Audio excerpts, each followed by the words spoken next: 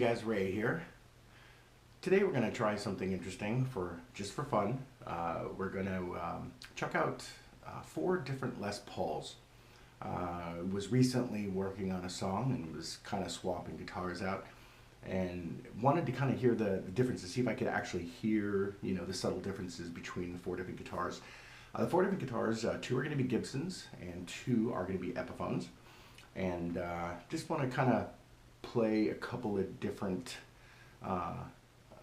tones and kind of hear how it sounds. The 4 different guitars sound with clean channel, with some gain, and then perhaps in a mix as well. So we'll check out a couple of different sounds and see how they compare and how they sound next to each other.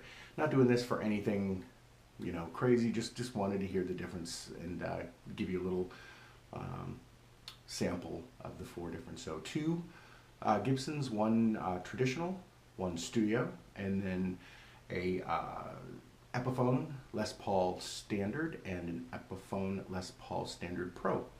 So we'll try a couple of different variations to those and see what we think. So let's get started. Okay, here you can see our weapons of choice. We have a Gibson Les Paul Traditional.